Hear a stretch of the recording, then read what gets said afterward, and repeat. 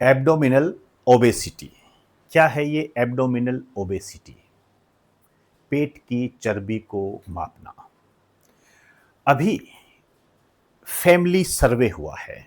इस फैमिली सर्वे में महिलाओं के मोटापे से संबंधित चौंकाने वाले फैक्ट्स हमारे सामने आए हैं।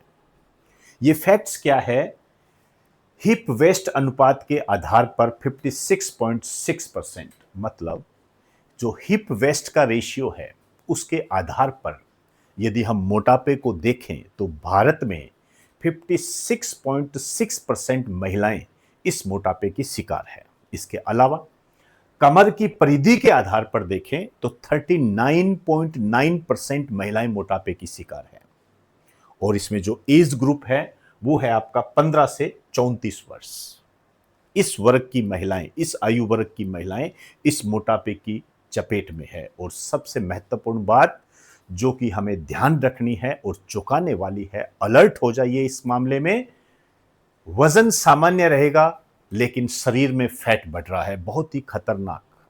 अर्थात आपको लक्षण दिखाई नहीं देंगे, आपको लगेगा आपका वेट नॉर्मल है, लेकिन वास्तव में आपके शरीर के जो अंग है, हार्ट है, फेफड़े है, किडनी है, लीवर है, उनमें फैट की लेयर चढ़ जाएगी और वो काम करना धीरे धीरे कम कर देंगे।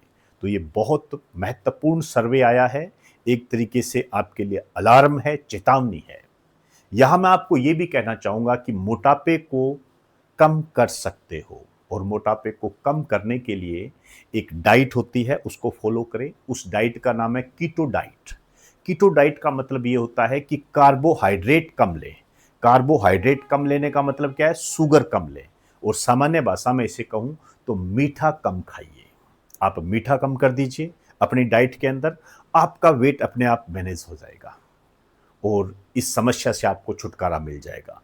क्योंकि यदि आप कीटो डाइट इस्तेमाल करते हो तो इससे आपके शरीर के अंदर जो इंसुलिन का स्तर होता है वो कम हो जाता है। इंसुलिन एक हार्मोन होता है जिसको वजन बढ़ाने वाला हार्मोन कहते हैं। जब उसका स्तर कम हो जाएगा तो ऑब्वियसली बात है आपका वजन भी कम हो जाएगा। इसके अलावा यह आपके शरीर के अंदर जो अतिरिक्त पानी होता है, एक्स्ट्रा वाटर जो होता है, उसको भी कम कर देता है, जिसकी कोई आवश्यकता ही नहीं होती है। और आपके फैट को बर्न करता है, आपके वसा को जला देता है। इससे आपका मोटापा कम हो जाता है। तो ये कुछ बातें मैंने आपको बताई है। महिलाओं को विशेष रूप से इस पर ध्यान देना चाहिए क्योंकि हमारे सामने एक चौंकाने वाली रिपोर्ट आई है। आपके जो भी सुझाव हो, जो भी बात हो, जो भी विचार हो, मुझे कमेंट बॉक्स में ज़रूर बताएं। मैं आपके कमेंट का इंतज़ार कर रहा हूं। नमस्कार आप सभी को।